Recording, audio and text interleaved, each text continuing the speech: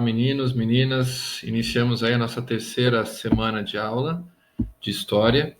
A gente vai começar agora a chamada Antiguidade Clássica. Antiguidade Clássica são as sociedades que mais influenciaram na sociedade contemporânea atual. Então a gente vai começar a falar da Grécia Antiga. Não dá para falar em uma aula só, senão ela fica muito extensa para falar da Grécia Antiga. Então eu vou dividir em duas.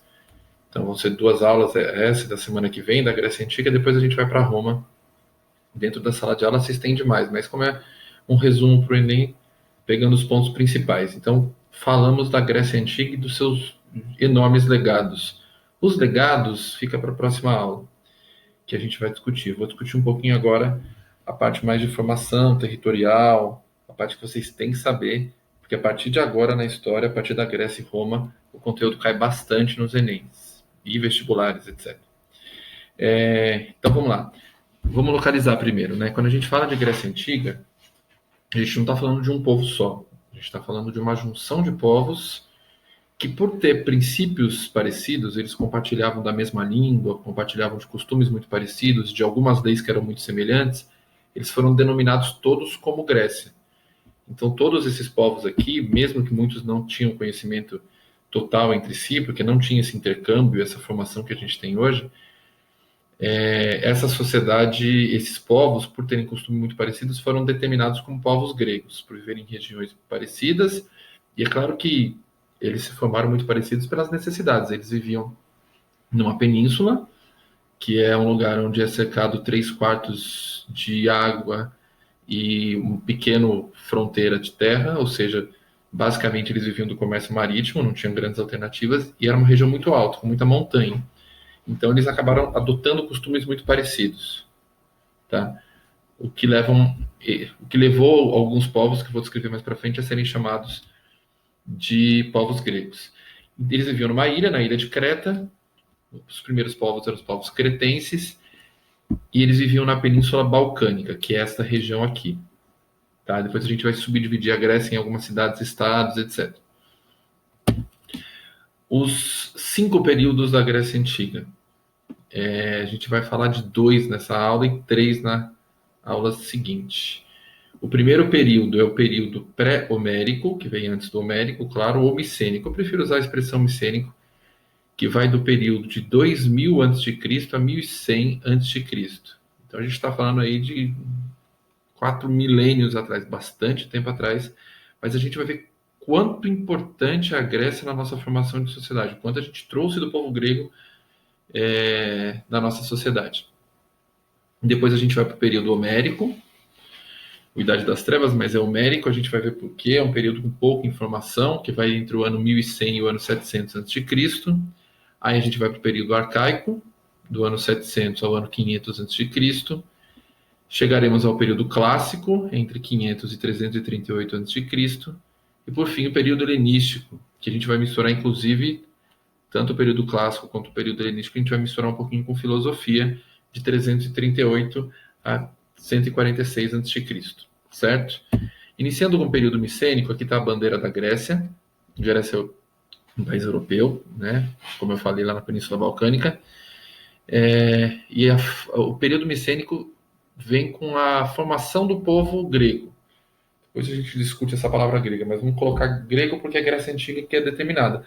Essa formação do povo grego, ela acontece primeiro com são 4 grandes povos que vocês vão ter que saber. Aos que estão estudando aí para o Enem, vai pegar no caderno e vai ter que anotar esses 4 povos, não tem jeito.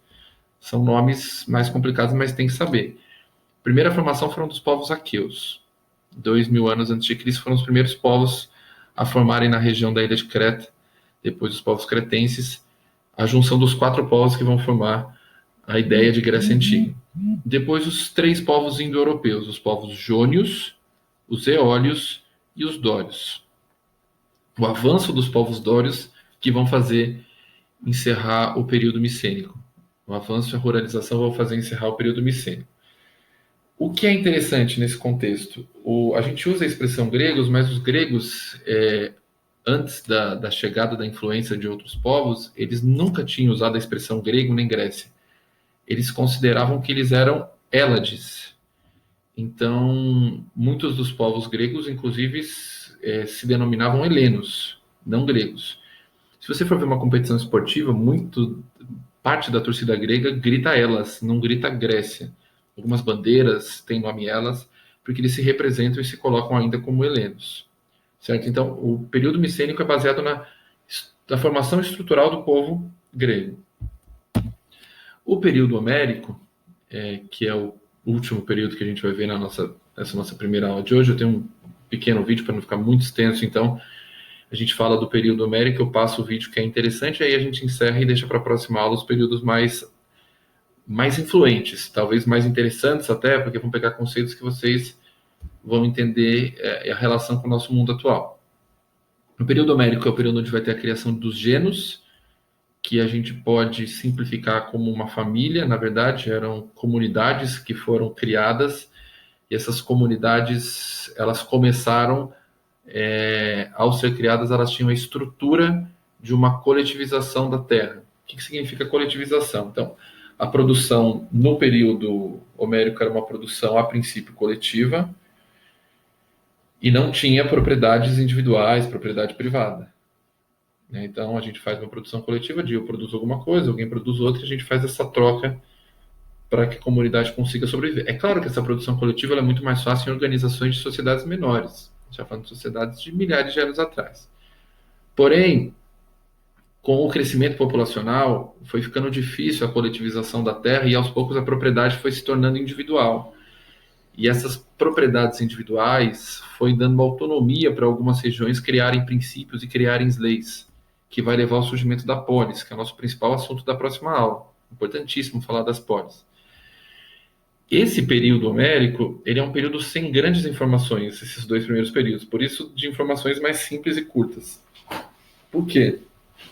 As informações que se tem do período homérico vêm de Homero, do escritor, baseado em duas obras dele, Ilíada e Odisseia. Essas duas obras deram a ideia de como teria sido esse período conhecido como período homérico.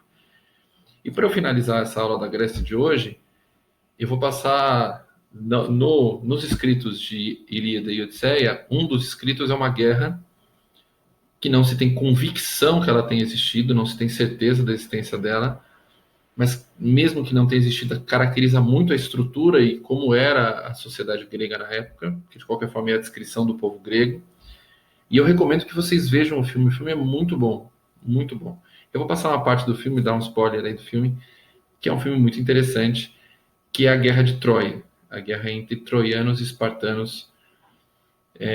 Eu vou passar o conflito entre os dois principais guerreiros de cada lado, depois eu volto para me despedir de vocês. Ok? Então vamos lá. Ulisses contra Aquiles. Na Guerra de Troia, algumas expressões interessantes que a gente usa até hoje. Vocês podem ver no filme. Presente de grego, por exemplo, é uma expressão que vem da Guerra de Troia. Calcanhar de Aquiles é uma expressão que vem da Guerra de Troia. Então, aos que gostam de cinema, eu recomendo que vejam como forma de aquisição de conhecimento. Vamos lá, uma parte do filme.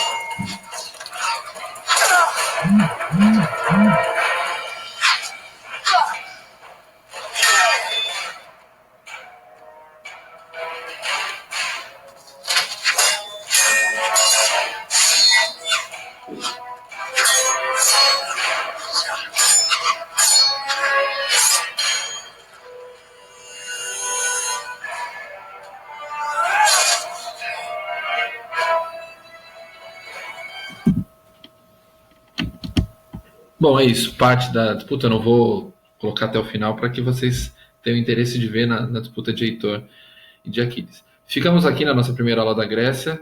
Na próxima eu continuo falando dos três períodos que restam. Então a gente vai discutir um pouquinho da pole, dos legados e do período helenístico, que também a gente vai discutir um pouquinho em filosofia. Um abraço a todos e a todas.